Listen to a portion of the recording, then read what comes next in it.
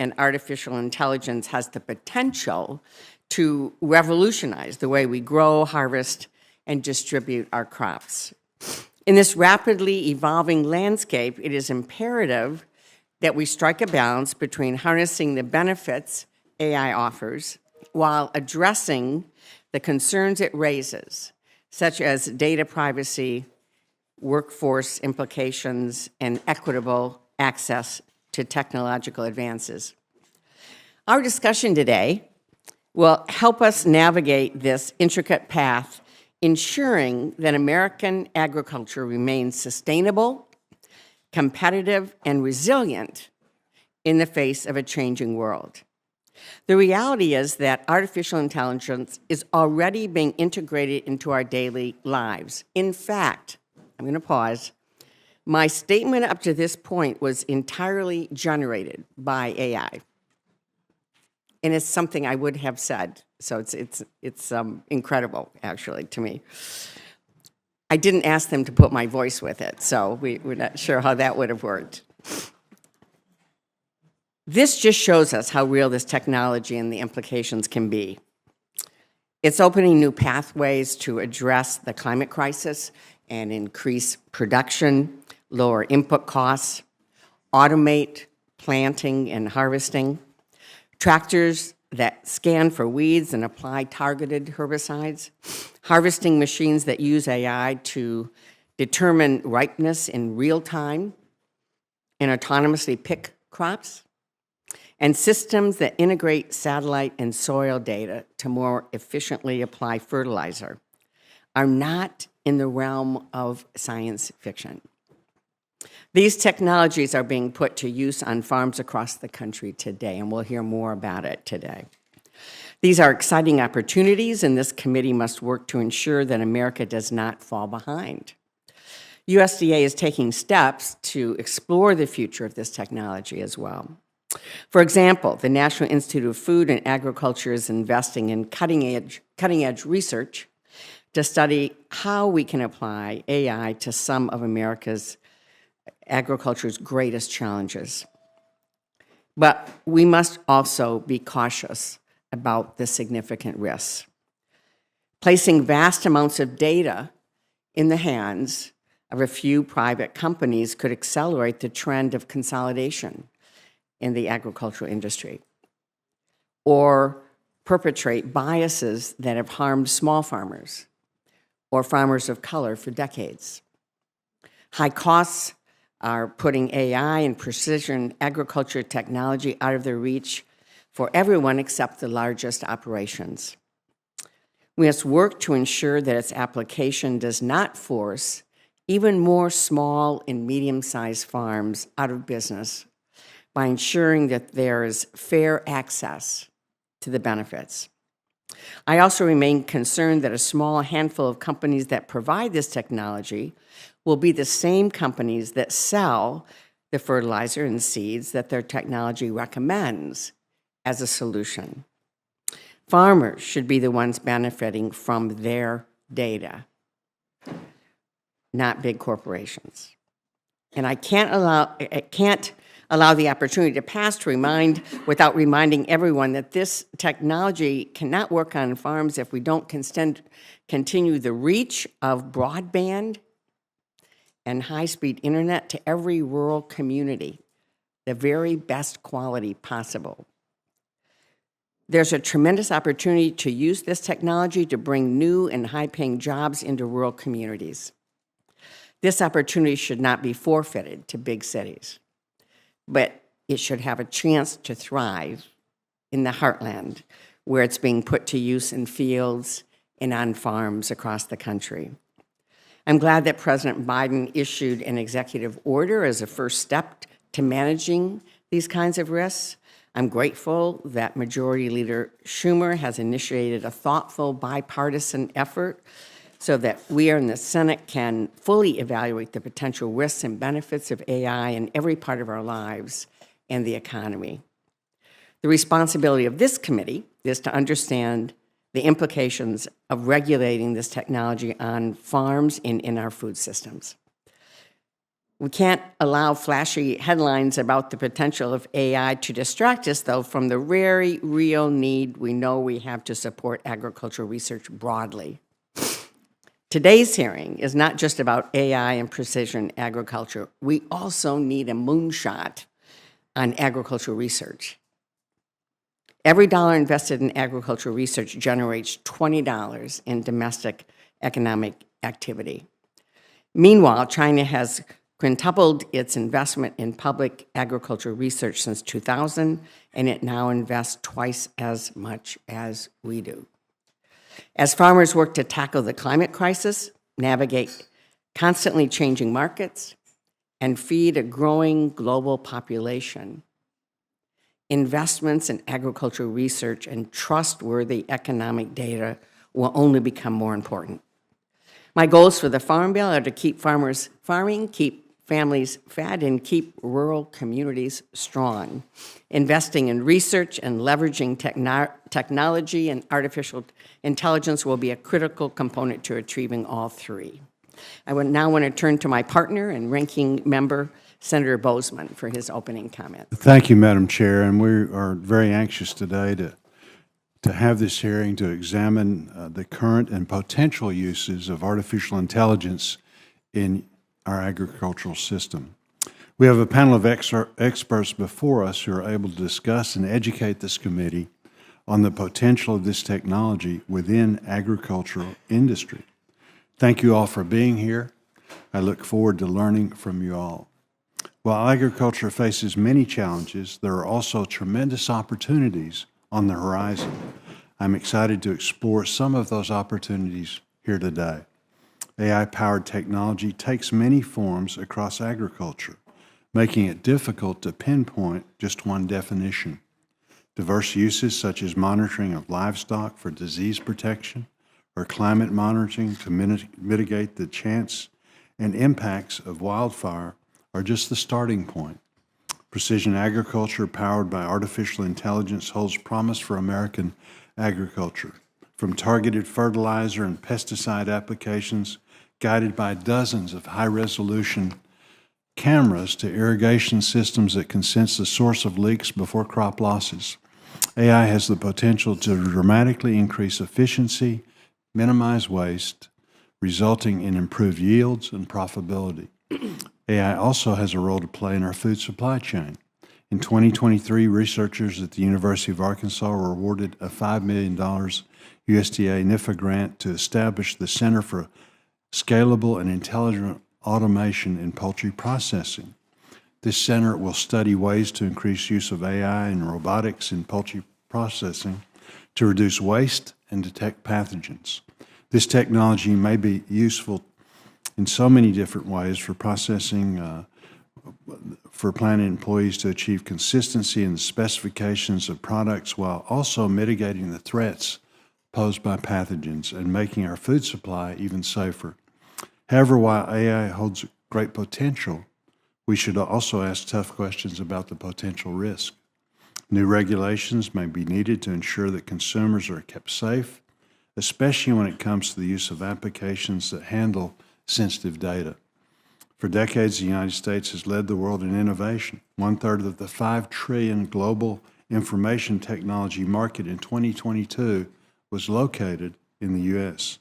Since the beginning of the technological revolution, America exercised a light touch approach toward regulating this budding industry, while others like Europe took a different approach. We must determine if that approach is appropriate when it comes to regulating AI and its uses in agriculture. Before concluding, I would like to discuss the pending Farm Bill extension. Text was unveiled this weekend outlining the agreement among Chairwoman Stabenow, myself, and our colleagues leading the House Agriculture Committee. We have agreed to provide a one-year extension of the 2018 Farm Bill and to maintain funding for the orphan programs. I want to thank the Chair very, very much for her leadership and partnership to provide certainty to our farmers and ranchers so they can go about running their businesses as we continue our work to reauthorize the Farm Bill.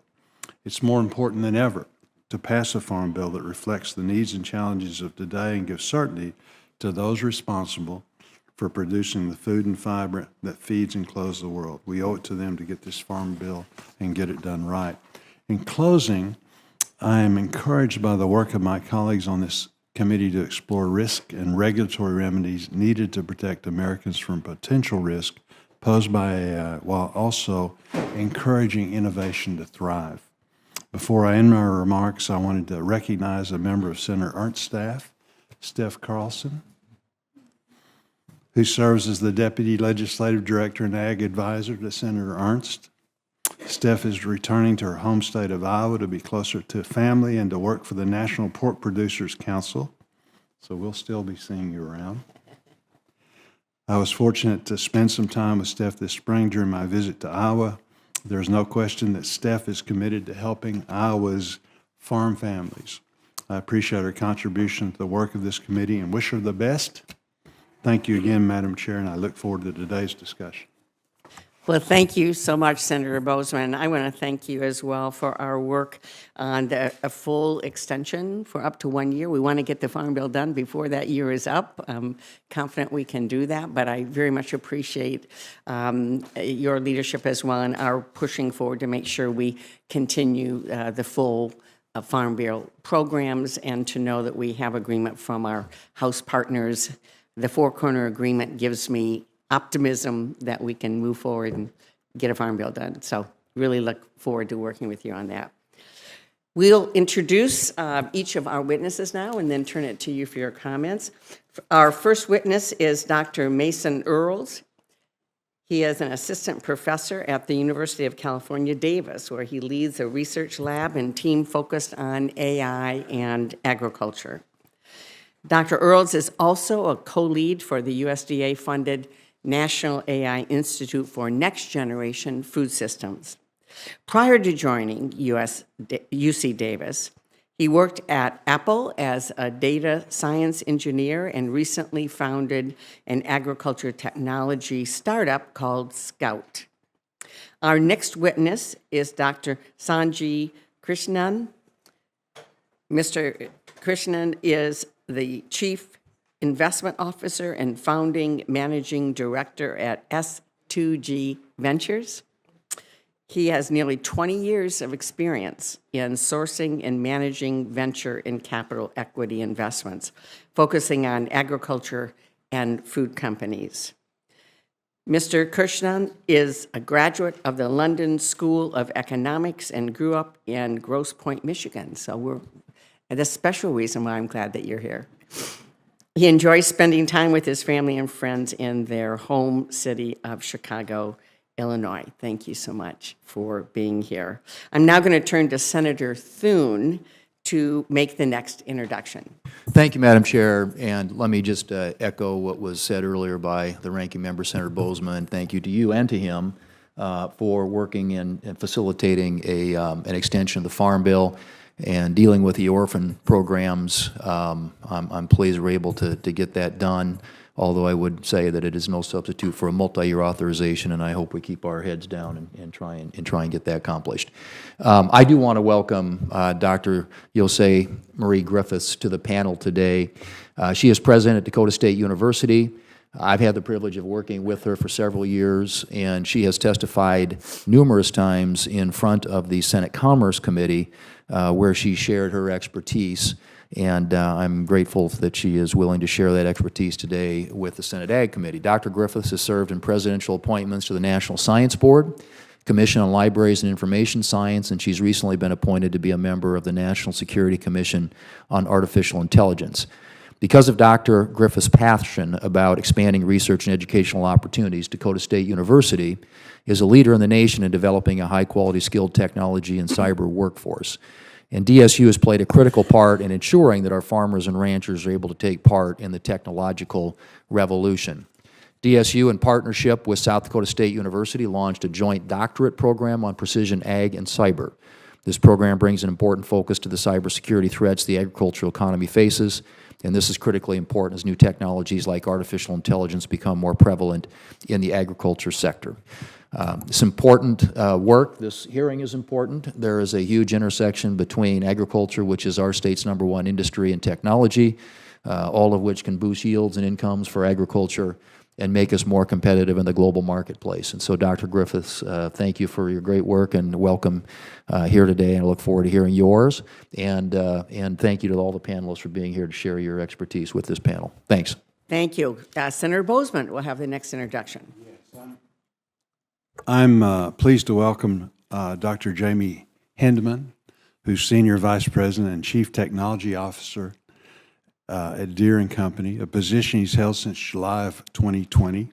He is responsible for building Deere's tech stack, the company's intuitive end-to-end software, end-to-end equipment solution made up of hardware and devices, embedded software, connectivity, data platforms, and applications. It's so complicated I can't even read it. He leads the company's Intelligent Solutions Group, its global network of technology, innovations centers, and the shared engineer function. Working in both the agriculture and turf and construction and forestry divisions, Dr. Hindman has more than 25 years of advanced technology, artificial intelligence, product engineering, and manufacturing experience. Most recently, he led the engineering team for Deere's flagship tractor product line. Dr. Hindman holds a bachelor's degree in mechanical engineering from Iowa State University, as well as a master's and doctoral degrees in mechanical engineering from the University of Saskatchewan. His doctorate focused on the application of artificial neural networks in heavy equipment applications. He sits on the Industrial Advisory Council for Iowa State's University's College of Engineering and leads the Technology Leadership and Strategy Initiative for the U.S. Council on Competitiveness. Dr. Hindman, thank you very much for being here. Welcome. And for our last introduction, Senator Braun. Thank you, Madam Chair. Happy to introduce fellow Hoosier Todd J. Jansen. He's an attorney and co-founder of Jansen Schrader Agricultural Law, LLC, a law firm dedicated to serving the needs of farmers, ag technology providers, agribusinesses located in Indianapolis, Indiana. Todd also serves as the administrator for the Ag Data Transparent Project, a national effort to bring transparency to contracts between farmers and technology providers. Todd grew up on a grain farm in Kansas. He served as chairs of the American Bar Association's Agricultural Management Committee in the Indiana State Bar Association's Ag Law section. In addition to his regular law practice, Todd serves as general counsel to the Indiana Dairy Producers. Todd publishes a national recognized ag technology blog, the Jansen Ag Tech Blog. Thank you for being here and the rest of the witnesses. Welcome to all of you. And now we'll turn to Dr. Earls first for 5 minutes of testimony, and we certainly welcome any other information you wish to give us for the record. Great. Thank you. Good morning, Chairwoman Stabenow, Ranking Member Bozeman, and members of the committee. I'm happy to be here today to discuss the topic of leveraging technology and artificial intelligence for innovation in American agriculture. So my name's Mason Earls, and I'm an assistant professor at the University of California, Davis. I'm also a co-PI and agriculture production cluster lead at the USDA-funded National AI Institute for Next Generation Food Systems, and as mentioned earlier, a co-founder of an ag tech startup. So prior to joining UC Davis, I worked as a data science engineer at Apple, and before this, I worked on the basics of how plants work, fundamentals of plant physiology. So today, my lab at UC Davis sits at the crossroads of agriculture and artificial intelligence, or AI, and I lead a team of engineers, computer scientists, and biologists who are making AI-enabled sensing systems that aim to help agriculture producers manage more precisely, efficiently, and sustainably. However, I'm not here just to talk about what we do in my lab, but I want to discuss more broadly the topic of the rapidly growing trend in AI and technology in agriculture and food systems, and the role of research institutions in spurring such innovation. So we're sitting here today because of unprecedented advancements in hardware and software which have massively expanded the capacity of AI computer programs to learn from complex real-world data like what we see in agriculture and food systems. Before going any further, however, I would like to define AI using a relevant example. So put simply, an AI is a computer program that takes in one or more inputs, like an image or an audio recording or table of data, and outputs some prediction or physical action. Okay, what do I mean by that? So as an example, let's say we input into our computer program thousands of images taken from a camera mounted on a tractor weeding implement in a carrot field, and we want the AI to predict if an invasive weed, such as nightshade, is present in the image, which could, in response, trigger a precise herbicide spray application, for instance. We typically train these AI computer programs by showing them many examples of inputs with correct outputs. So in our carrot versus nightshade example, this means that a human first categorizes which images do or do not have nightshade, right? Literally clicking yes or no on a screen. The AI computer program then repeatedly tries to predict which images contain nightshade versus carrots and is penalized for incorrect predictions. Once training reaches a desired performance target, this AI can then be used to automate the detection and potentially spraying of nightshade based on input images without the need for human categorization. Right, this is just one of many, many possible examples of the growing number of current and potential applications of AI in agriculture and food systems. So at the AI Institute for Next Generation Food Systems, our team of more than 40 researchers across 6 national institutions aims to accelerate critical solutions to big challenges in the food supply chain, from crop breeding and farming to food processing and nutrition. Imagine if AI could bring together genomic and sensor data to uncover novel molecular patterns to enable plant breeders to discover more flavorful and nutritious strawberries. Now imagine those same strawberries growing in a field where hundreds of cheap paperclip-sized soil sensors are measuring nutrient and water stress and wirelessly sending data to a drone that flies overhead each day. After harvest, these strawberries are transported to a processing facility and rapidly samples wash water to rule out the presence of E. coli pathogens using AI-enabled microscopy. And then finally, a consumer could point their phone at a plate which uses AI to estimate the macro and micronutrients of the strawberries and every other ingredient they're about to eat. Critically, the socioeconomic and ethical risks of introducing AI tools across the food supply chain, such as data privacy and security, and potential effects on labor must be considered as well. And so our researchers and industry partners at the AI Institute for Next Generation Food Systems are investigating each of these topics, among many others. So we see ourselves as one of the world's leaders in research, development, and commercialization of such novel, importantly open-sourced AI-based food solutions in food and agriculture. So we do this through a 3-pronged strategy of multidisciplinary science, industry engagement, and workforce development. Such a massive effort and innovation is made possible by more than $20 million in funding provided over 5 years by USDA's NIFA as part of the NSF's National AI Institutes. In fact, 4 additional national AI institutes focused on food and agriculture are funded by USDA NIFA, totaling more than 30 research institutions and industry partners across America. And these national AI institutes are working on programs that aim to relieve labor shortages via AI-driven robotic harvesters and tree crops, monitor the health and stress of livestock using AI-enabled sensors, and predict climate and crop risk by building AI-accelerated models that could eventually be used to precisely control irrigation and nutrient emitters. Each of these AI institutes is focused on tech transfer and meeting industry needs, with partners including dairy producers, soybean farmers, chemical and agricultural machinery producers, among others. Thinking to the future of our workforce, in 2021, more than 161,000 undergraduate and graduate computer science degrees were awarded in the US alone. While we don't have exact numbers, a very small fraction of these students end up working in agriculture and food sector. This needs to change. So building on these accomplishments and to keep America as a global leader in agriculture innovation, I strongly encourage the committee to continue and even expand funding for these national AI institutes, and among other funding sources provided through the USDA that focus on AI solutions for food and agriculture. I believe that this is how we will accelerate more research innovation and industry collaboration and create a wider funnel for motivating more computer science and engineering students to solve big challenges in the agricultural sector via AI and new technology. Thank you. Thank you very much.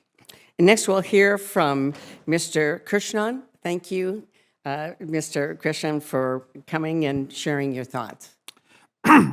Chairwoman Stabenow, Ranking Member Bozeman, and members of the Senate Agriculture Committee, thank you for the opportunity to speak to you today. My name is Sanjeev Krishnan. I'm a founding team member and Chief Investment Officer of S2G Ventures. S2G was founded in 2014 and is now one of the largest investment firms focused on sustainable food and agriculture solutions and technologies. Today, we manage $2 billion of capital, and our portfolio includes investments in more than 90 companies. We're based in the Midwest and deploy capital that creates jobs and returns in the heartland.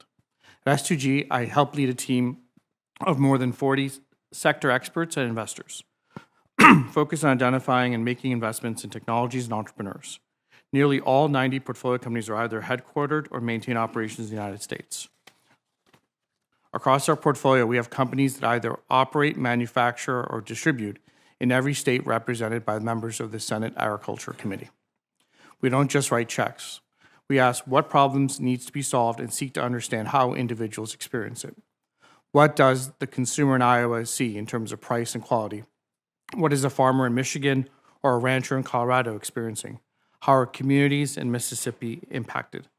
We explore those leverage points and make targeted investments across the ecosystem. In practice, this might look like identifying a durable consumer trend. We might consider investing in new consumer products to meet this trend. Companies using machine learning to develop more flavorful and nutrient-dense ingredients through improved seed genetics. What farmers might need to plant this hypothetical crop. The infrastructure needed to take crops from farm field to finished goods. Less intensive ways to nourish the crop.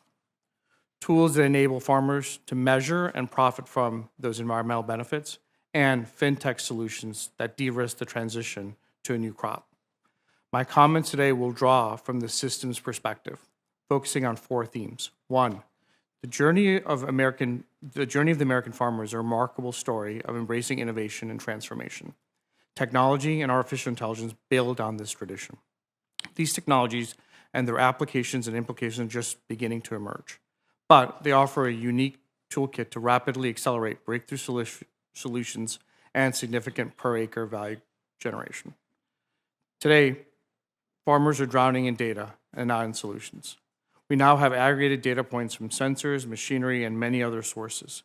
Improving that data's quality and utilizing the data to drive better, faster, and more efficient and precise ag tech solutions.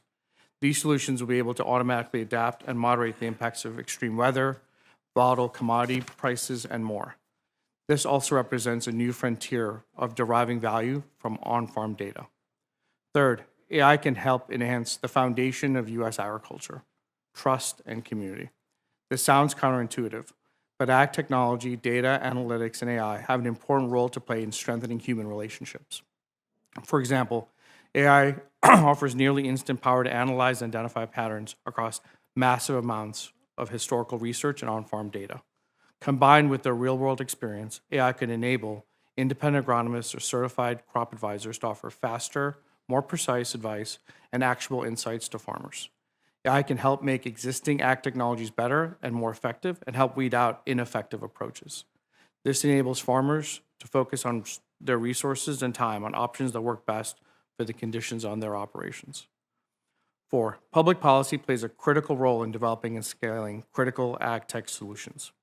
Federal loan guarantees and other financing opportunities offer security to the developers of nascent technology that, once at scale, offer a public good in the form of improved sustainability or profitability.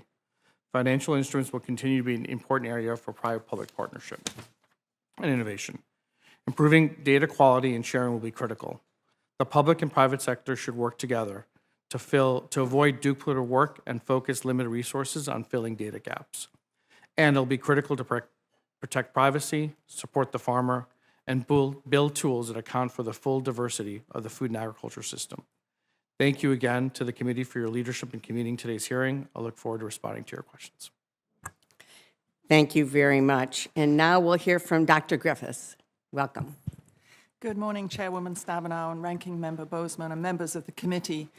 Thank you for this opportunity to testify today. I'm Yosei Marie Griffiths, President of Dakota State University, located in Madison, South Dakota.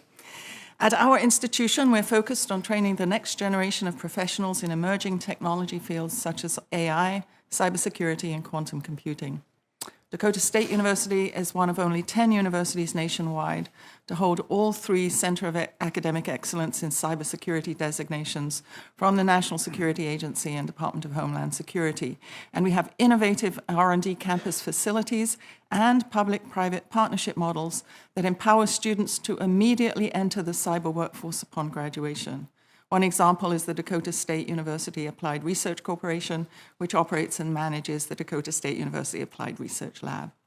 Additionally, we're partnering with South Dakota State University, the state's leading agricultural institution, on collaborative research through a precision cyber ag partnership, where South Dakota State University brings the data generated by precision technologies, and we leverage our cyber and AI expertise. Agriculture has evolved tremendously over the past 100 years. Innovative technology is now being leveraged to drive farming equipment, predict crop health, optimize yields, and monitor the entire produce supply chain from seed to stomach. The integration of technology and AI stands to shape the future of agriculture with both tremendous benefits and risks. Amidst the modern cyber threat landscape, further research is needed to ensure AI can reach its full potential. As the committee considers how to deploy AI across agriculture, Dakota State University offers the following recommendations. First, support the increased adoption of AI and its transformative potential in the U.S. agriculture sector. When embedded in connected systems, AI technologies enable the widespread collection of vast amounts of data from crops and livestock through satellites, drones, sensors, and robots. Analysis of these data can lower costs and improve yields and production. Second, support stronger cybersecurity protections to safeguard the critical infrastructure of the U.S. agriculture industry. Embedding AI into internet-connected farming machinery, vehicles, and devices does inherently make systems more vulnerable to cyber attacks, but there are solutions to protect this critical infrastructure powering our national food supply. Third, support the expansion of agricultural research focused on AI to help increase the sustainability of the agricultural industry. This research can lead to the creation of new technologies and improved policies that will enhance agricultural productivity and resilience. Fourth, intellectual property confidentiality risk is another key consideration. As AI applications are rapidly developed and deployed, IP confidentiality is essential to protect and prioritize the development of leading innovations in the field. Finally, the fifth recommendation is for a heightened concern for cyber and national security that involves the acquisition of land by unfriendly nations, especially in sensitive areas or close proximity to critical infrastructure and agricultural areas. It's crucial to secure our land for the sake of national security. The United States has a critical opportunity to advance the use of AI to further innovate the agriculture sector while also helping address very real cyber risks and challenges associated with a growing attack surface. There are crucial steps that academia, in partnership with industry and federal agencies, can take to ensure the safe, responsible, and effective use of AI. The agriculture industry has been automating and innovating for decades. While the deployment of AI across agriculture is a transformative shift, it's nothing we can't be prepared for. And I'd like to recognize our leaders in South Dakota, including Senator Thune, Senator Rounds, Representative Johnson, and Governor Noem for their continued leadership in this area.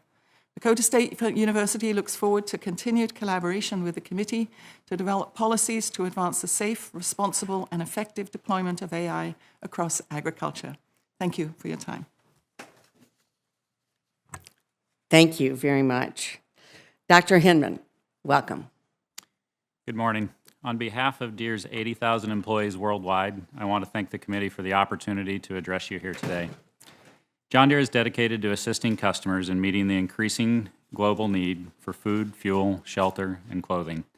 We tackle challenges like limited land, water, and rural labor by leveraging technology, including artificial intelligence, to empower growers to achieve higher productivity with fewer resources. This approach allows farmers to accomplish more with less, while improving both their economic and environmental sustainability. Deere currently connects over 650,000 machines around the world using terrestrial cellular networks. This allows data generated during farming tasks like planting and harvesting to be sent to the cloud for analysis.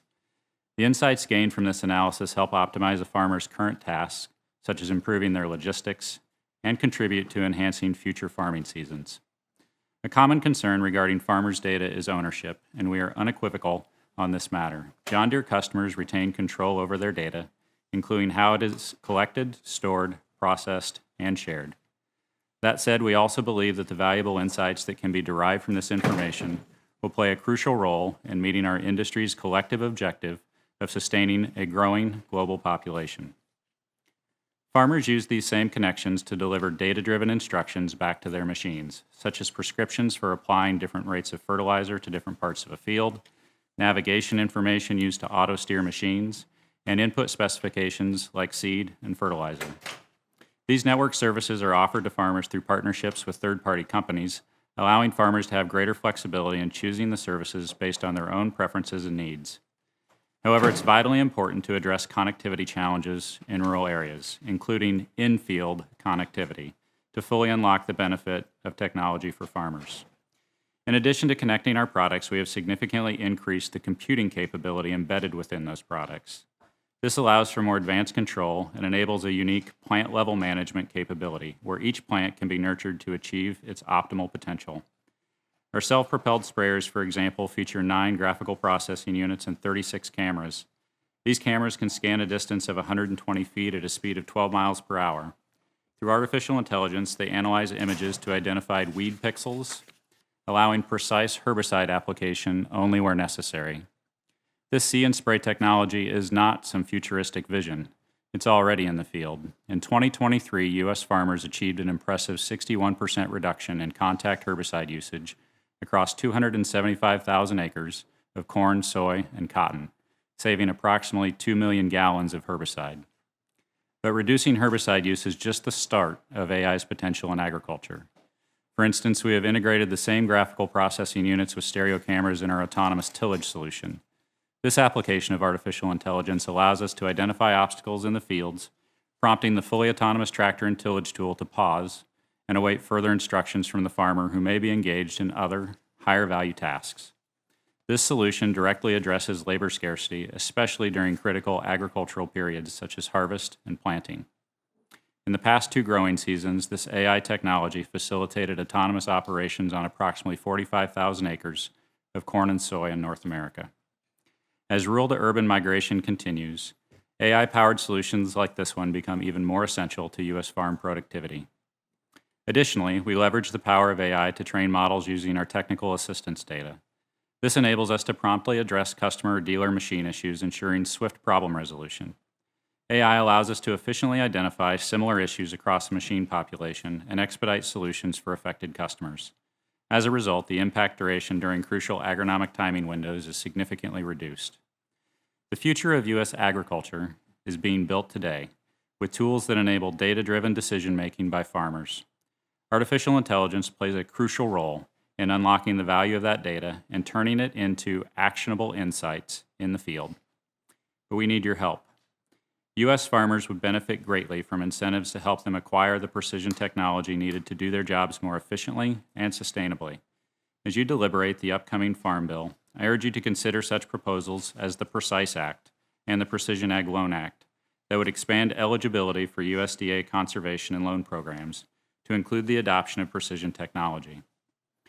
Further, bills like the Last Acre Act are essential for farmers to fully leverage the benefits of AI and precision technologies. Putting these technologies in the hands of America's farmers not only improves productivity and profitability for growers, but also enables them to produce enough food, fuel, shelter, and clothing to sustain the growing world population. And that benefits us all. Thank you. Thank you very much. And now we ask Mr. Jansen. Welcome. Thank you, Chairwoman Stabenow, Ranking Member Bozeman, and members of the committee. My name is Todd Jansen. I'm an attorney at the law firm of Jansen Schrader Agricultural Law, LLC, based in Indianapolis, Indiana.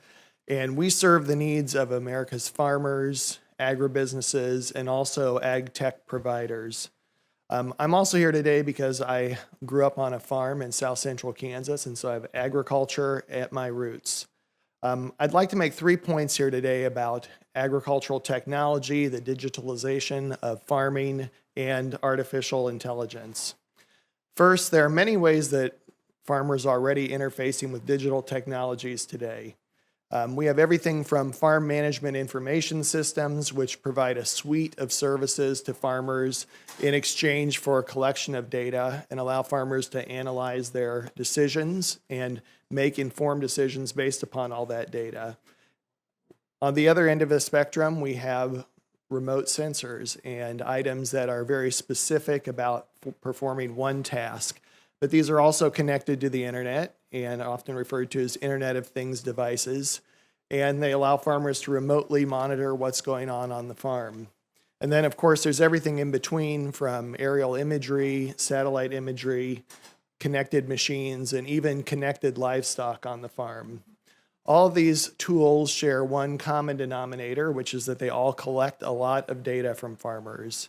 And farmers are a sensitive group when it comes to talking about sharing their data, and they have a good reason to be so.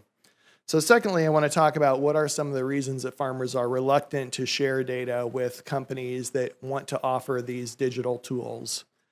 When farmers are polled, it's almost always the same three things bubble to the surface. And I'd say the first is a lack of trust in a lot of these platforms. Farmers just don't know what happens after the data moves to these cloud-based platforms.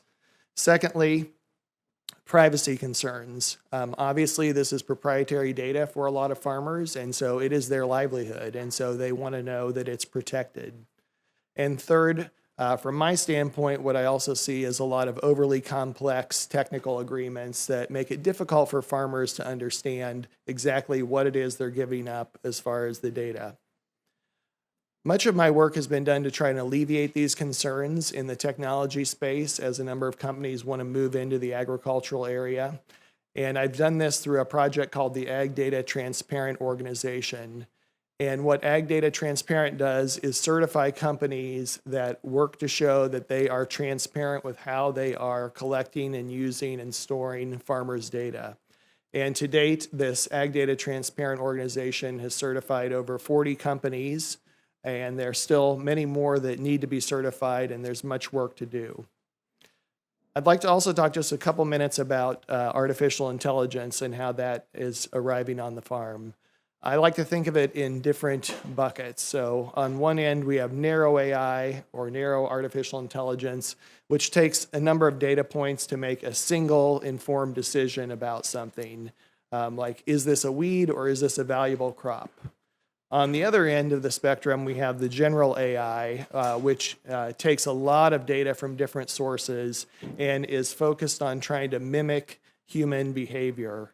And so an example might be analyzing a whole catalog of different seeds that are available and then applying those to a specific farmer's fields for a specific area based upon the weather predictions for that year to suggest this is the ideal crop to plant for you.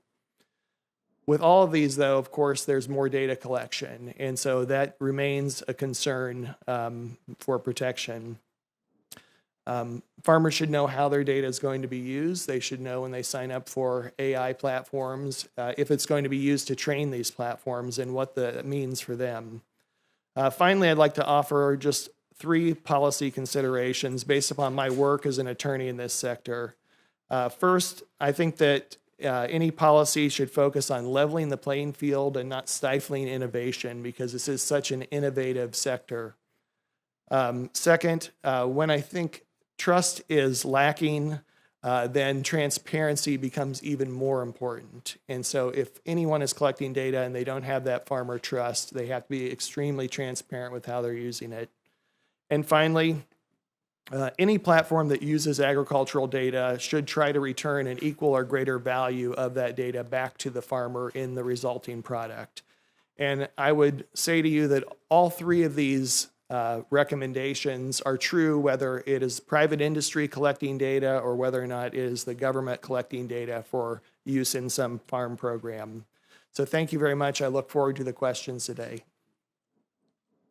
Well, thank you to all of you for your thoughtful testimony and raising, really, I think, really important issues. Let me start with Dr. Earls. The world was a very different place 5 years ago when we wrote the last Farm Bill, and from your position now, through your leadership, when you see how, firsthand, how quickly everything is changing, how is our understanding of artificial intelligence in the agriculture sector different than 5 years ago? Where are we going specifically? Could you talk more specifically about what we need to be paying attention to and doing? Sure, yes, that's a great question. So when I think of what's changed in the last 5 years, I think the biggest change has been for actually software developers. And what I mean by that, this has upstream consequences for everybody that's going to consume the products from AI. But what that means is it's a lot faster to go from nothing to product today than it was 5 years ago. And I'm talking about, so for example, Today, it may only take a day to build an AI model that counts destructive versus beneficial moths on a piece of paper from images, right? Whereas 5 years ago, a smaller group of people, of skilled individuals, software developers, would have taken them much longer to do this. So what that ends up meaning is that we get more products to market faster for agricultural AI startups and industry. So what hasn't changed, though, I think, is that AI models still require data and they require human supervision. And what I mean by that is, I mentioned earlier, someone has to go in and punch in a computer what they see, and that person is an expert, right? An agricultural expert, and those are still in high demand but low supply. So being able to connect those agricultural experts to the software development process is something that is changing quickly, but still needs to change faster. In the next 5 years, I think you'd asked what I see going into the next 5 years as well. I think even in the last week or 2 weeks, we've seen a huge change in how AI and humans communicate. So I'm going to give a quick example of this and what I did last night. So I sat down and I took my phone out, opened up an app, and I said, you mentioned you generated your comments through AI. I asked it, I said, I'm a soybean farmer outside of Des Moines, Iowa. I have some small worm that's infesting my crop. I'm near a river. What do you think it is? And it came back with 5 different possible responses within 3 seconds. And it said, I might be able to help you figure this out if you show me an image. So first, I did this with my voice. I said this to the AI. The AI responded with its voice and text. It then gave me an option to show it an image. This is just like talking to a person, right? And so I show it an image of what I know is to be this certain type of worm, and it correctly identifies this type of worm. So to me, this is how we communicate with AIs is changing rapidly, and they have this soon-to-be role, if not already role, of being AI advisors.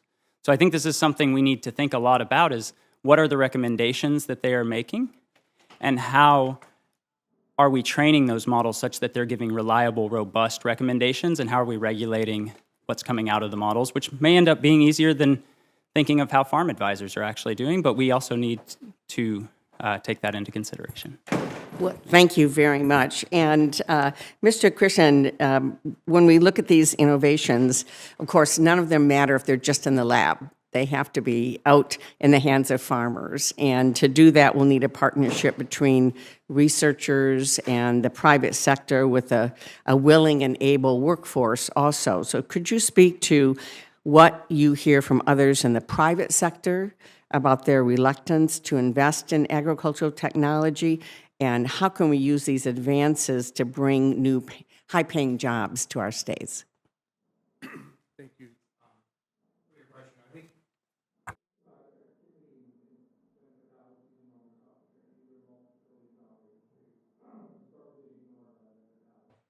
think so. Given the need to feed a population of 10 billion globally and America's leadership, there's increase in interest from the venture capital community in this space. 10 years ago, it was less than $1 billion. At its peak, we hit 12 billion. Year to date, venture capital has invested close to $6 billion in the sector. I will say, though, a lot of venture capital investors recognize this takes longer. This is more tough tech than traditional tech.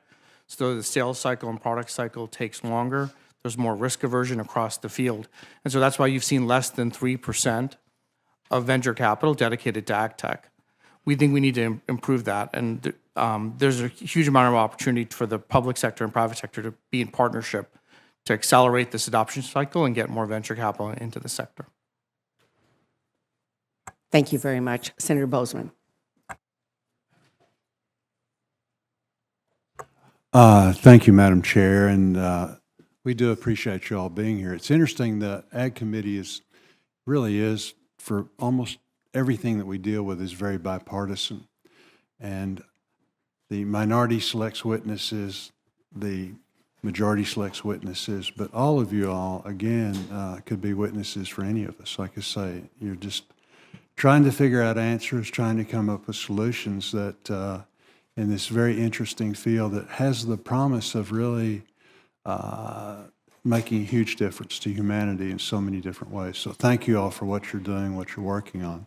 Dr. Hinman, in your testimony, you state John Deere customers retain control over their data including how it is collected, stored, processed, and shared. Can you talk a little more about how this works in practice, including the process for producers who may wish to make changes in the way their data is being handled? Yeah, sure. Thanks for the question. So today, in our digital application, John Deere Operations Center, customers have, that's where they can control, modify, change the information that they have within, that's reflecting their particular farm operation. They get the opportunity to invite people within their organization to participate in that application and define the access rights for those people. That might be other labor on the farm. It might be an agronomist that they're working with. It might be a third company that potentially is working with them on different aspects of their operation. But they get to determine what that information is, where it goes, and what it's used for. And they can change that dynamically. They can change it on their mobile phone if they want. They can change it in the desktop application. They can do that at any point in time. They also have the ability, if they so choose, to delete that information if they want to remove the record. Generally, that's a pretty unlikely thing in our experience, but they have the capability and the opportunity to do that if they choose. Very good. Dr. Griffiths, what are the cybersecurity risks associated with integrating more technologies like AI into the agricultural sector? Why is it important to research and explore the transformative potential of AI in this area? Thank you for the question. Well, the risks are the same kinds of risks that you get with any AI application. And artificial intelligence is, first of all, it's basically a set of algorithms or computer programs, and it's data, whether it's test data or live data, and you have the opportunity to attack either, and hackers will and can attack either for whatever reasons they wish to do it. So in the agricultural sector, we really need to start protecting the data, and that's part of the kinds of research that we're engaged in with industry and with South Dakota State University. For example, we've been looking at how data go from satellite to the cloud. We all put our data in the cloud these days. And how can we ensure data confidentiality and integrity as the data move from one place to another, because it's easy to attack those data. And so we look at developing a secure, effective method both for encrypting the data and then doing that at speed and cost without involving any delay in the processing of the data, which, as you've just heard, is sort of operates on sort of milliseconds in time. It's very, very important for the data to get to the person who's making ultimate decisions from the AI.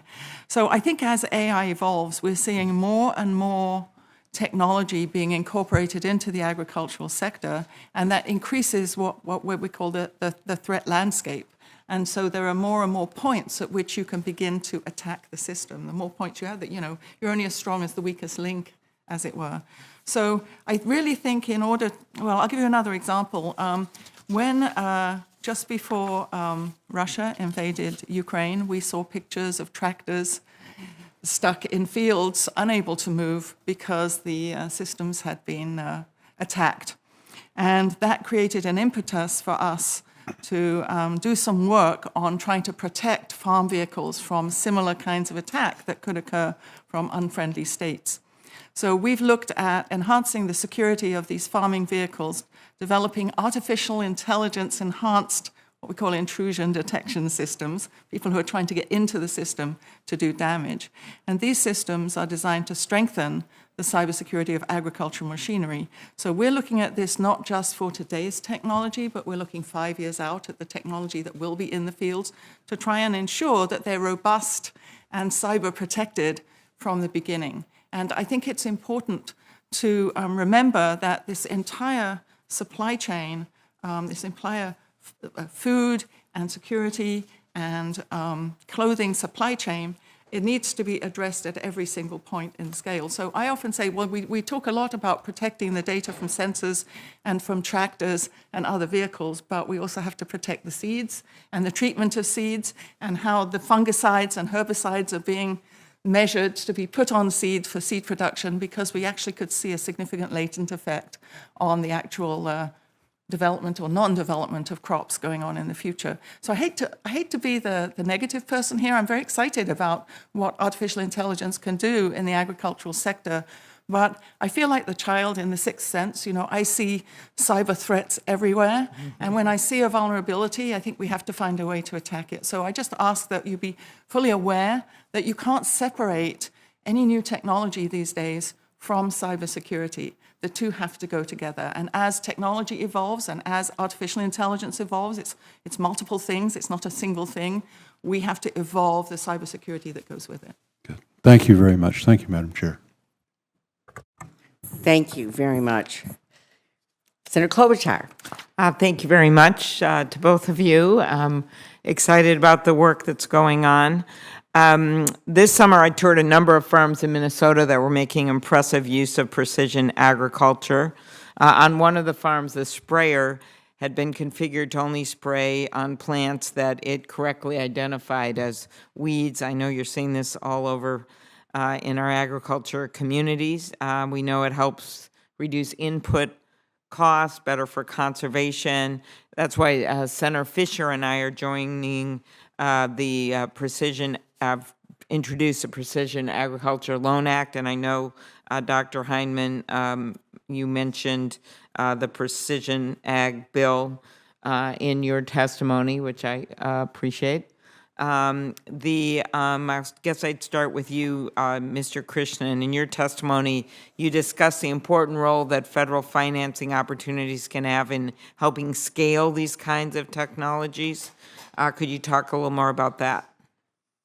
I think as agriculture goes from data poor to data rich, everyone's talking about precision agriculture, so drones, satellites, remote sensing, et cetera. We also see a more data-driven food and ag system to offer new risk management and lending solutions, particularly not only to adopt and de-risk the scaling of new technologies, but also create longer-term decision-making focused on soil health and sustainability. So I think it's a really important area for public policy to get involved in, to give farmers not just the tools, but the financing to increase yield per acre and profit per acre. Exactly. I mean, Senator Thune and I lead a different bill that would require the USDA to identify and collect and analyze the data. And so what you're saying is that it's helpful to have both the data as well as the financing. I think both are really important and critical. Okay. Dr. Earls, in your testimony, you talked about the work you are leading at UC Davis to develop AI-enabled sensing systems that help producers manage their operations more precisely. Can you talk about how that can help with costs in the long term? It's investment in the short term. Please, thank you. Yes, absolutely. So in terms of on the farm, we think of the breakdowns in terms of cost. I think more of specialty crops because I'm coming from California, but I think this applies across many different types of crops, where we have all of these inputs that farmers are facing. They're spread across a number of different activities, right? So AI has the potential to hit various activities, such as whether it be fertilization, pest management, yield, forecasting and prediction, and other types of irrigation, so on. I think these are cost-saving measures that may be somewhere between 5 to 15% on average in any given farmer's operation. So one of the challenges in going from an idea to a product in agriculture for cost savings is finding those real value propositions, I think, in precision agriculture. And so what we've been working on is really identifying what those are. And so that really depends on what crop type we're looking at. And I think this is a big challenge for AI going forward, is finding each one of those crop types pivot points that they're willing to bring AI into adoption. You can't really do most of this without broadband, and as we know, that is a big piece of this, to get broadband to every corner of our country. We made sure that the bipartisan infrastructure law that many of us at this table supported included a significant investment in broadband infrastructure. I actually led that bill before it got included in the bipartisan infrastructure law. Dr. Griffiths, can you talk about the importance of broadband to making AI-enabled ag technologies work for farmers? And how can we do more to solve the workforce shortage, which is another issue that's plaguing us in rural? Absolutely. Thank you for that. Yes, I'll start with the broadband question. Given the fact that we are able to potentially generate huge amounts of data, we have to send the data somewhere, and we have to do it in a timely manner. And in order to do that, we need the broadband infrastructure to become, ubiquitous across the entire country, but especially in the farmlands and in the middle of the United States, where it's not necessarily uniformly available at this time. That's been something actually that I've testified on before, and here it is again. We can't ignore that as an enabling infrastructure for the use of many of these additional and new and emerging technologies. Even in South Dakota, we're doing pretty well on broadband infrastructure on one side of the state, and the other side not so good. I mean, and then we have badlands and topologies where it's very, very difficult to try and ensure that equal access to broadband technologies. But we're working on it, and we'll continue to do so. The workforce issue is another issue that's plaguing us because we really do not have sufficient numbers of people who are fully aware of the capabilities of artificial intelligence. I classify the workforce needs into 3 areas. We have the need for additional experts who are actually going to help develop these AI-related applications to agriculture and to other sectors. And we are in relatively short supply of those people. We need to encourage more people to go into STEM, and I think that particular issue won't be solved with domestic personnel alone. We're going to have to look at legal immigration. The second area, though, we're going to have more people engaged in what we call the users. So we're going to have 2 kinds of users of AI technologies. They're the producers of products and services who are using AI technologies to create their offerings. And then we also have the end users of those products and services. So you could say the individual farmers or ranchers who actually need to use those products and services. And then we ultimately have the general public. What should the general public know about artificial intelligence?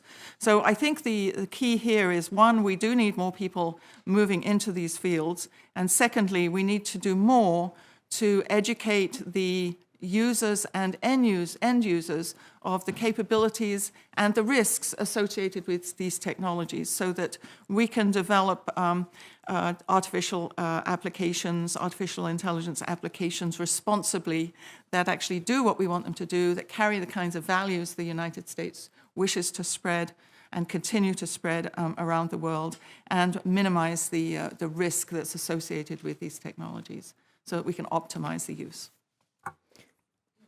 Thank you. Thank you very much. Senator Ernst. Thank you very much, Madam Chair, and thanks to our witnesses for being here today as well, and thank you, Senator Boozman, for mentioning Steph Carlson. We will miss Stephanie as she returns back to Iowa to be closer to her Iowa family, friends, and of course, her great Iowa Army National Guard unit as well. So we really appreciate Steph and the great contributions that she has made to the committee and to my office. So thanks, Steph. So when we passed the Farm Bill of 2018, we thought it was a very significant accomplishment, but here we are today, 5 years later, and we still have no Farm Bill. It actually expired on September 30th. So I am encouraged to see that we do have a 1-year extension agreed to, contingent on the continuing resolution being passed. The lack of urgency and progress on this once every 5-year piece of legislation has been a real disservice to rural America. And I hope that we can see more farm in the Farm Bill as we move forward, and that we can get it done early this next year. We really need to work hard for our farmers and ranchers. I always make this point. Many of you have heard it before, but I believe that food security is national security. So we need to continue on and make sure that we get this over the finish line. The topic on hand today, it really does have so much potential for the future of ag, whether it's identifying that specific type of insect, just as was pointed out, thank you for that example, or whether it is monitoring animal behavior in a hog barn. AI has the ability to provide our farmers with new tools to help them navigate through very difficult decisions. So I am very proud to say that Iowa has been leading when it comes to AI, and my alma mater, Iowa State University, is home to the AI Institute for Resilient Agriculture. By partnering with Iowa farmers and companies like John Deere, and thank you very much, Dr. Hinman, for being here today, I am excited to see the future of agriculture. Together, they're focused on technology that makes ag smarter, more profitable, and more sustainable to better meet the demands of our future generations. So thank you for engaging. So Dr. Hinman, I'll start with you. And as you mentioned in your testimony, the utilization of AI in ag requires a significant amount of user data, which our Iowa farmers are collecting when they plant, spray, fertilize, or harvest their crops. And my brother-in-law uses this technology as well. It's pretty exciting to hear him talk about the opportunities there. So how do you ensure that the information and the privacy, which is something even my father, he has a good dose of Iowa farmer skepticism. How do you ensure that all of that privacy is protected for those farmers when they are utilizing your particular technology? Thank you, Senator. It's a great question. I think first, I'll go back to they control who accesses their data within their account within the operations center. But before we even get to that stage, we take this very seriously within Deere, and we start with the principle of security by design. So making sure that as we're developing software, we're doing it with a seriousness about the security aspects of that software first and foremost, making sure that it's secure by design. That's sort of the bedrock of how we do software development, whether it's digital or embedded. Even with that, we still, no doubt, create opportunities for threat actors, given the complicated threat surfaces that are involved, to infiltrate that data. And so we then look towards external partners to help us do things like penetration testing the systems to make sure that they are resilient to external people trying to get into those systems. We partner with white hat hackers. HackerOne would be an example where we do a bug bounty program. We pay for ethical hackers to try to hack into our systems and expose vulnerabilities before they become public so that we can remedy those and keep that data intact. That is, that's really good to know, and that will help some of these older generations of farmers understand the new technology is safe to use and their data is safe. But once you've captured all of that data, then how as John Deere do you turn around and use that data to help our farmers? Yeah, it's used in a variety of ways for growers, from ways for us to look at how to improve the next product. Is the current product performing to the expectations of the customer or not? If not, what can we do to move the needle to make it perform better? We also utilize it for things like predicting when failures might occur in the equipment so that we can provide proactive service parts, proactive support for those failures, especially in those critical timing windows of planting and harvesting when every minute matters. Machine downtime is a problem, and so we work to make sure that we can try to position both customers and dealers in the best position possible to be able to address those disruptions. That is really great, and the military has actually been using predictive maintenance and models for a very long time, which does save the federal government a lot of money, and in this case, utilizing this technology on our farms may save our farmers a significant amount of money and downtime as well. So thank you very much. Thank you, Madam Chair. Absolutely. Senator Welch. Thank you very much. Thank the witnesses, and I do want to thank Senator Stabenow, Senator Bozeman for the one-year extension. But time's a wasting, and we got a sketchy situation over there on the other side of the building, so we better get to work pretty quick to get that 5-year farm bill passed. There's a lot of opportunity with AI. I'll start with you. But a real concern I have is for the viability of our smaller producers. I mean, we've got smaller farmers in Vermont, and a lot of times something will come up that has it's an opportunity for bigger ag where you can spread the cost over time. But for a lot of smaller producers, there's a lot of skepticism about whether they can get a return on investment. And I saw that there was a McKinsey study talking about North American farmers. 52% say the high cost and 40% cite the returns as the biggest challenges to adopting any farm system management opportunities. And a lot of our farmers have a lot more confidence in a fellow farmer or some of the folks from Extension, people that they've worked with over the years, and they have confidence, understand the dynamics. And this is going to get to a point you're making about the profitability over yield.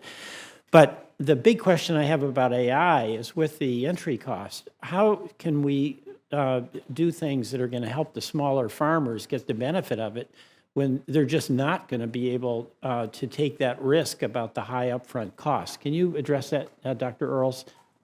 Absolutely. So I think there are two buckets that I would put what AI might help farmers do. One is decision support. So this has typically been the role for small farmers of extension types of agents. They rely very heavily on extension oftentimes for various sorts of advice, right? And then the other one is mechanization and automation, which I think those two can often come with very different costs associated with them. So I think in terms of AI and their impact on those two areas, on the extension side, I mentioned this idea of there aren't enough extension agents out there right now because really they are experts in 100 different things. Let me right? put a little wrinkle on it too, because in addition to that, the smaller farmers a lot of times will be wanting to do this focus on profitability and value added. And if the data that goes into the AI algorithm is essentially generated by the larger operations, how is that going to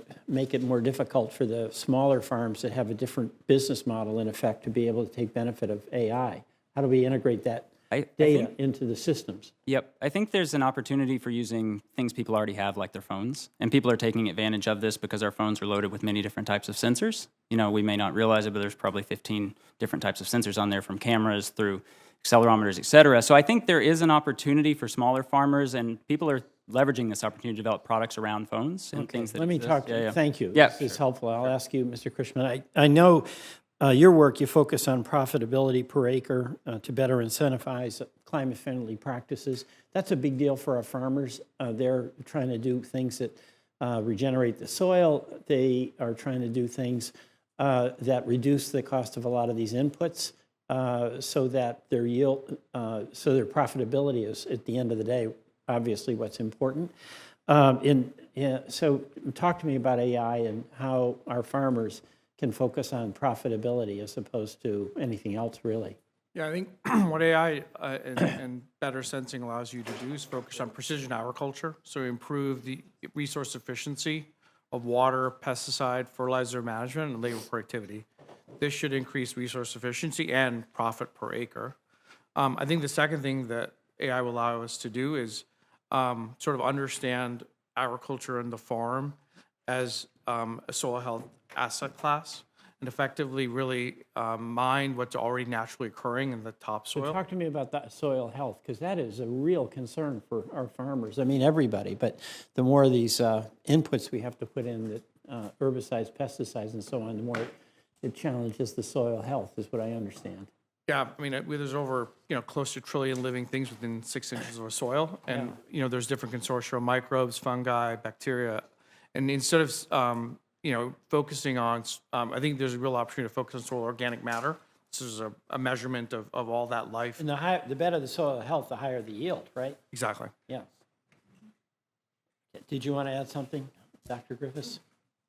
Yeah, if I may, we just got the Extension Service at South Dakota State University just received a significant grant for soil conservancy in the state to look at areas of soil that in fields that are not very productive right now, and replanting natural grasses that go down sometimes 20 feet down and with roots down 20 feet to rejuvenate and renutrient the soil so that it will be available for future use. So the idea of farming on the one hand and conservancy on the other, it's a balancing act.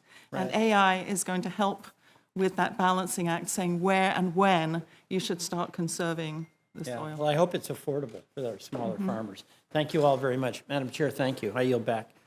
Thank you very much. Senator Braun. Thank you, Madam Chair. Before I got to the Senate, I ran a company that was a distribution and logistics company, very kind of mundane, until we discovered technology. Once it was kind of beaten into my head in terms of being way too expensive for the benefits, older of my two sons that now run the company with one of their sisters, I became a believer in it. And the benefits of it, amazing. How it gets, in our case, the train to show up in time, figuratively speaking, how much it costs, but the benefits have always been there. So anymore, I don't argue. I just say how much, and we do it. Of course, it's not my decision anymore. We still, though, today in touching base, have to fend off from across the world people trying to take your technology and, for no real good reason, disrupt it, ruin it, ransom it, all that. I want to use that as kind of what we deal with before we heard much about AI. So I'd like to ask Mr. Krishnan and Dr. Hinman, your opinion, what the main worries would be when we take something as wholesome as agriculture and to see what we want to do with it. What would you see as being the biggest risks in your mind of how we apply AI to agriculture and not to have a maleficent end result in the process of doing it? We'll start over here. It's a great question. I think, AI is just like any other technology or toolkit. It has pros and cons. It can definitely increase productivity, as you saw in your business, but also increase disparity between small producers or large producers, or people with access to those high-value algorithms and people that don't, people that have high sensor penetration and people that don't on farm. And so I think data has become this raw material for these algorithms to make them more valuable, more productive, and more profitable. And so I think a lot of what we've talked about today around data privacy, data ownership, cyber are very critical. I think the biggest thing, whether it's in AI or in ag tech, it's really trust and transparency, I think, are very important. And a lot of these are in the details and nuances. So I'd really encourage maybe an expert working group to really tackle the issues around data ownership, data privacy, and data protection. Thank you, Mr. Hanman. Yeah, I think it's relatively easy to get a machine learning model to be 80% accurate. It's much harder to get it to be 99, 95% accurate. And that the difference between those two is the difference in data. It's how much data you have, the quality of that data that's used to train the model. And so data is the currency of artificial intelligence. It is what powers it. It's what makes it go. So for an example, in the See and Spray application that we produce, where we're discriminating between weeds and healthy crops and spraying only the weeds, we created a data set that is an image catalog, effectively, of millions of images of weeds at all different growth stages and different light conditions across corn, soy, cotton, across southern part of the U.S. to the northern part of the U.S. So this data set is very, very valuable, right? It is what gives us the ability to discriminate a weed in the machine learning model across the geography of the United States in those 3 crop production systems. And if you think about the value of that data, one of the things that keeps me awake at night is the threat actors that you mentioned having access to it so that they can go create something very, very similar without putting the effort into collecting the information that was necessary to produce it. Thank you. And Mr. Jansen, since you deal with the farmers in your practice and the industry itself, especially from the perspective of farmers, they need every tool they can get to nurse that extra dollar per acre out of a tough business. We talked about that a little bit earlier. What are they saying that they're looking forward to out of it, and what risks are they talking about that might be associated with it?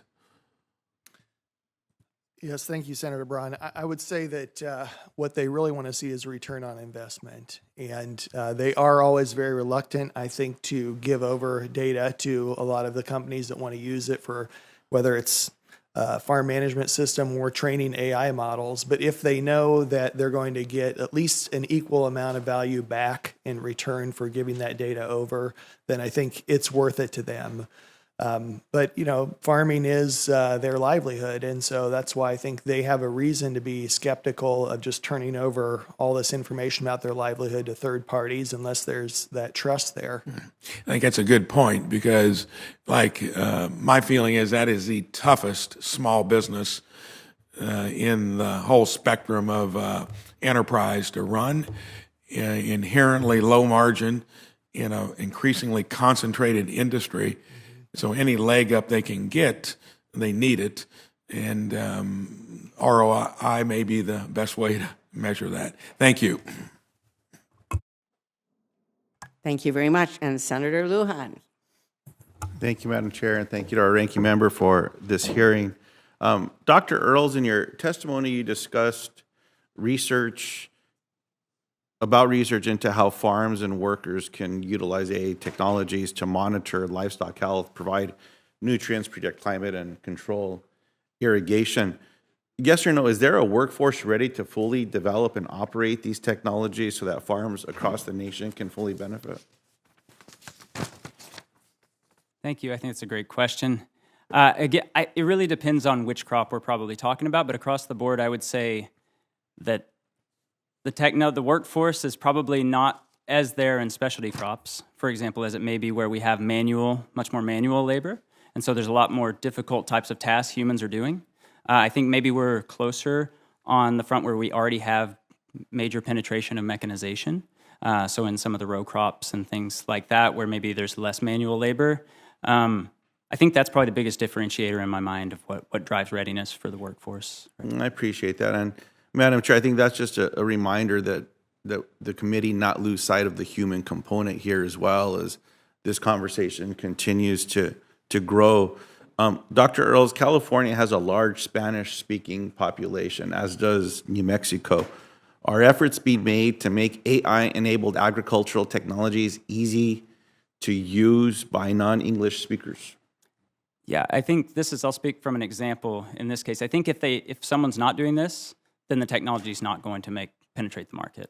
And so I've seen... Would you repeat that? Yeah, I think if there's not an effort to make Spanish first or at least bilingual in these tools, especially in specialty crops where we have predominantly Spanish-speaking workers, then the tools are unlikely to succeed. And I've seen this firsthand in grape and wine industry where people building tools internally are Spanish mode first, right? And so, yeah, I think it's a... Appreciate it. Dr. Heyman, would you agree with that? I would. Is Deere doing it? We do, from an operations perspective, in all of our equipment, the ability to operate the equipment exists in multiple language, Spanish being one of them. To operate. What about the AI component of all the smart stuff you all build into your tractors and farm equipment? What we build into the tractors to this point has been largely visual. It's machine learning image recognition, so it's language agnostic in a sense. I appreciate that. I look forward to learning more about that. Mr. Christian, your firm helps identify and develop AI technologies in the agricultural sector. How can companies like yours work with Congress and other government agencies to ensure that full diversity of American farmers and farm workers have a say in the development and deployment of AI agricultural technologies? I think it's a really important question. I think to feed our global population, we need to create paths for all that want to farm, including a new generation of farmers and those that have been historically excluded from farming. I think our hope is AI can improve and democratize access to information, networks, and knowledge, and create a more level playing field. In order to do that, you need to have smart policy and partnership with the private sector. I appreciate that very much. Dr. Hinman, there's been several questions around broadband connectivity and the importance of access, especially along the last acre, which I'm proud to be working on with Senator Fisher, talking about last acre connectivity. The idea here is to expand network connectivity across farmland and ranch land to ensure our rural communities and smaller farms can benefit from the emerging technologies. you have deployed precision agricultural technology, Deere has, that allows for plant-level management. Now, yes or no, does every rural community in America have access to the wireless networks needed to support that level of precision ag? It does not. And how important is it to expand connectivity to allow that to occur? Ultimately important. I appreciate that. And Madam Chair, this is a question that I know many of us have been asking and pursuing, especially those of us that represent more rural areas and more rural communities.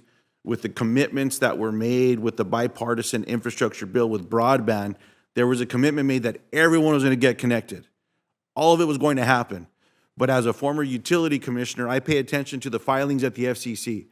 And there's several of those companies that have been submitting those filings. One of them, I think, used an adage of, well, what about someone that lives down a long dirt road? What if it's too expensive to connect them? I thought that was the idea of the bill. I live down a long dirt road. I'm sure a few of us do. And it's just one of those reminders that if we're going to live up to the promise, especially in this particular space of AI to help food production, improve profits for farmers and producers across the country, that they need to have that simple technology that takes advantage of spectrum to be able to utilize these tools. So I hope that that's something else that we can impress upon. And then Dr. Hinman, with Deere, and I appreciate your response on the threat actors having access to data. Now, my question is, does Deere sell the data that they collect? Do they profit? Do they use a third party? Or does Deere keep that information just to themselves for their own product improvement? We do not sell it. We're approached routinely by others who would like access to it. Our response is you have to go get approval from every farmer who has data that you're interested in. I want to thank you for that. I know that that's a tough decision, but especially as you're protecting the intellectual property, behavior, whatever it may be, or the confidence with those users as well. So I just want to thank Deere for that and for your response, sir. Thank you, Madam Chair. Well, thank you very much, Senator Lujan. And let me just say that they used to say that it was too expensive to put the farmer at the end of the road into telephone or electricity, and somehow we managed to do that. And so I couldn't agree with you more. Senator Thune. Thank you, Madam Chair. And just as a follow-up to Senator Lujan's comments on some of these, there are tens of billions of dollars available. And yet I met last week or the week before with our independent telephone co-ops in South Dakota, and not a single one was applying for any of that money. Partly because of all the regulations and red tape and requirements that have been attached to it. You have to meet certain, you got to hire certain types of people. The unions had their say in that, and we're a right-to-work state. We don't have that kind of workforce. And then, of course, there's all the climate requirements you have to prove. But yes, there are a lot of places in South Dakota, like the state that you represent, New Mexico, that desperately need that connectivity. And there are companies that are willing to invest and put money into it, but that to me was pretty striking, that not a single one of them was going to apply for that funding because it just didn't make sense for them economically. Let me come back, and I'm going to try and combine several questions here into one, Dr. Griffiths. I think it's really important, and there's a bipartisan bill that I'm working on that's focused on putting the right guardrails in place for the highest impact AI systems while also at the same time allowing for innovation. I think that's an important balance we have to strike. But I believe it's important as we think about that, that we highlight, we keep the innovation there, but we also know that there are riskier applications that are going to need a little bit of at least some amount of guardrails around it. So could you give a few examples of, and you mentioned this in your testimony, how new AI systems and tools are being used, to benefit agriculture. Secondly, what some of those risks are and why Congress needs to establish at least a light touch approach with respect to guardrails for AI deployment. And then you also mentioned in the threat of unfriendly nations asserting themselves into U.S. agriculture, and maybe touch briefly why it's important for the U.S. to lead in innovation on artificial intelligence to stay ahead of some of those unfriendly nations that are also trying to deploy it in ways that would perhaps be detrimental to us. Thank you, Senator, for the complex question. Well, first of all, in terms of how AI is being used, we've talked a lot about that today. Precision agriculture, or precision farming, precision ranching is being incorporated. to improve yield, cut down on data processing, and inform better farming practices. Examples include autonomous farming, the use of self-driving tractors, robots for crop inspection, and crop harvesting. Sorry, I am not an agricultural specialist, so I'm learning the vocabulary of agriculture.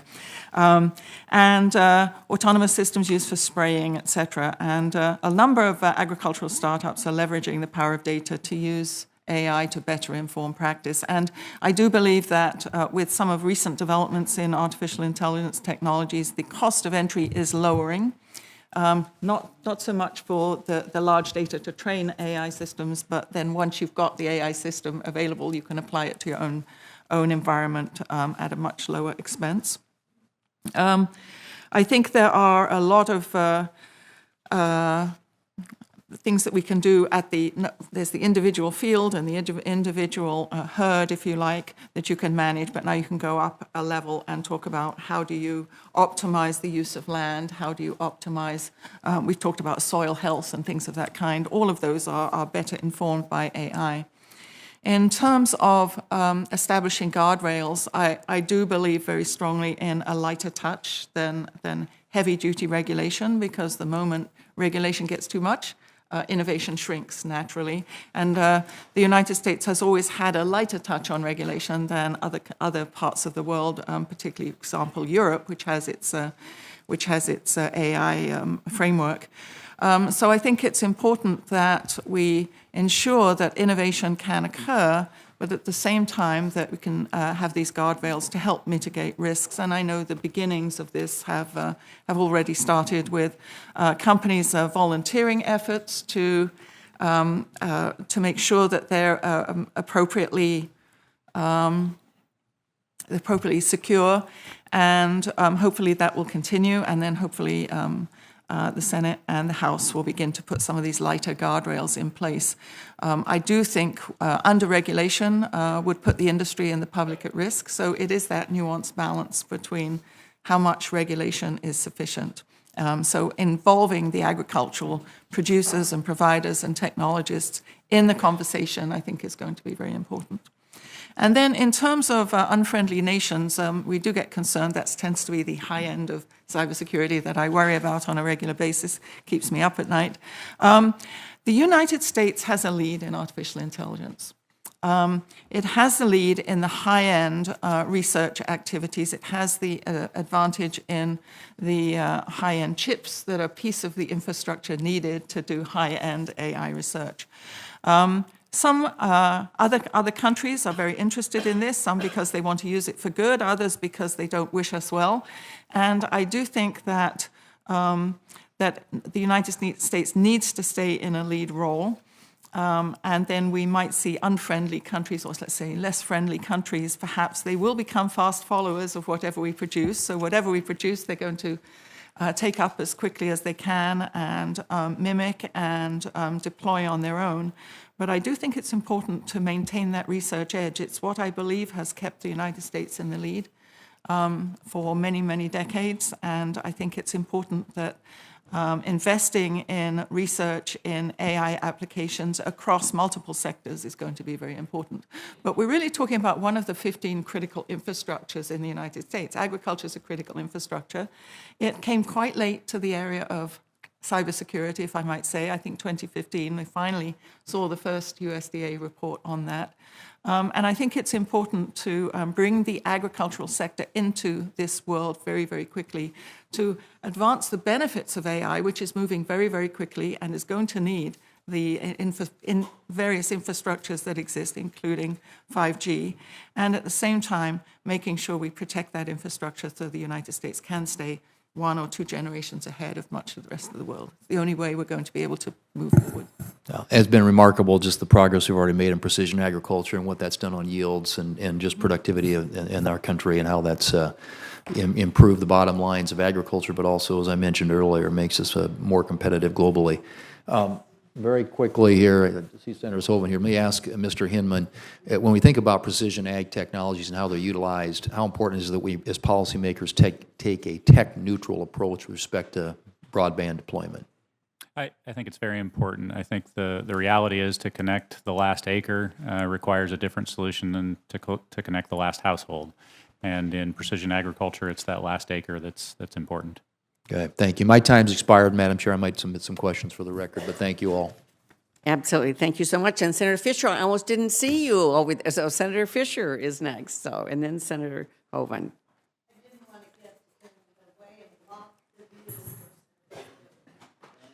That was very courteous. Thank you, Madam Chairman, and thank you to our witnesses today. Appreciate you being here. I'm glad to see this hearing today on how we can leverage technology to help our producers. Farmers and ranchers have been using precision agriculture technology to improve yields, reduce inputs, and optimize water usage. But there are more ways that we can boost access to these tools right now. I've written several bills that focus on expanding access to advanced technologies and ensuring farmers and ranchers can fully utilize the benefits of precision ag technology. My Precision Ag Loan Program would provide dedicated financing for precision ag technologies. My Precise Act would leverage existing conservation programs to increase access to precision ag technologies. And my Last Acre Act would expand network connectivity across farm and ranch land so these technologies can work reliably in the field. These bills have received broad stakeholder support. I appreciate the love this panel has shown these bills today, and I thank many of my colleagues here on this committee who have joined me as co-sponsors on those bills. Just last week, the joint FCC-USDA Precision Ag Connectivity Task Force voted to include both the PAL Act and the Last Acre Act as part of their final recommendations. We know that precision ag technologies give producers the ability to monitor and decrease their use of inputs like fertilizer and water, while still producing safe, high-quality crops. For example, precision agriculture's ability to optimize water usage is enormously important, particularly for our western states. Nebraska, for example, has 8.6 million acres of irrigated cropland, the most in the whole United States. Dr. Griffiths, in your written testimony, you described some of the benefits of precision agriculture. And would you please expand on the economic and environmental benefits that can be gained through the use of precision ag technologies? Yes, thank you. Basically, the technologies allow much more specific information to be provided to the farmer or the rancher. As a result, they can use their resources sparingly, only when and where needed. So that's basically why costs are reduced. We can also, AI can allow us to identify and develop plants that can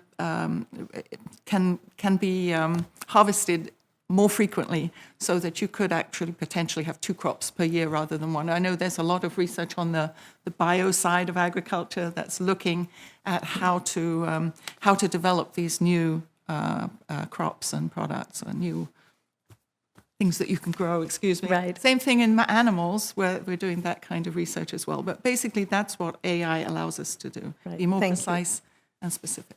Thank you. Despite the benefits that we've discussed here today, producers continue to face challenges adopting new precision ag technologies, and that's mostly due to the high costs and the lack of connectivity in rural areas. So, Mr. Heidemann, I appreciate your testimony supporting the inclusion of my precision ag package in the Farm Bill. As a technology developer, can you explain some of the financial challenges facing producers in adopting these advanced technologies? And then secondly, even if producers can acquire the technology, what barriers prevent them from being able to fully leverage the precision ag technologies on their own farm? Sure. Yeah, the technologies that we're talking about, graphical processing units, cameras, et cetera, are expensive technologies to start with. So I think the first barrier is that initial cost of the technology, and that's a barrier to entry for some growers at some sizes into the market, which is, I think, why it's important for these new-to-world type of technologies for us to not just work on the technology development, but the business model that accompanies it, right? We can shift the business model to make it more amenable to smaller farmers and pay-for-use type of mechanisms, those sorts of things. So the business model I would expect to shift over time as well. Your second question, Senator, is a connectivity question, pure and simple. There are fundamentally technologies and an increasing number of them that will be in the marketplace. There are in the marketplace today and will be in the marketplace in the future that are connectivity dependent. Connectivity ubiquitously throughout whatever the field is that the farmer happens to be using. And not just building to building. To Correct. be able to connect there, we've got to be able to look again at that last acre if we're truly going to make a Acre-based, not difference. household-based. Yep. Exactly. Thank you. Thank you very much. Thank you very much, Senator Fisher. And I just want to thank you for all your work in this area. And Senator Bozeman, we were just talking about the importance of having your work become part of what we're doing in the Farm Bill. So thank you very much. Senator Hoeven. Thank you, Madam Chairman. Thanks to you and the ranking member for calling this meeting today. Appreciate it very much. And thanks to all of our witnesses. Senator Klobuchar and I have introduced bipartisan legislation to increase the loan limits, modernize the loan limits for the Farm Service Agency farm loan programs. We did that before the last Farm Bill and made that part of the Farm Bill. We're looking to do that again. Do all of you agree that we need to modernize those lending programs, increasing the loan limits, which would include not only the direct loans, but also the guarantees and subordinations? And so I'd welcome comments from any and all of you, unless they're in the negative. I'll be in the very positive. So thank you, Senator, for your question. I think particularly in the topic of AI and ag tech, as agriculture goes from data poor to data rich, it's not just about sensors and Internet of Things and getting the farm super connected. I think we can use that data to provide new risk and lending solutions to farmers, particularly as the U.S. business model goes from more rented acres as opposed to owned acres. And I think it's really important.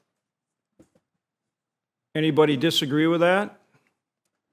Anybody want to add to it? Is there anything specific you want to see in these lending programs?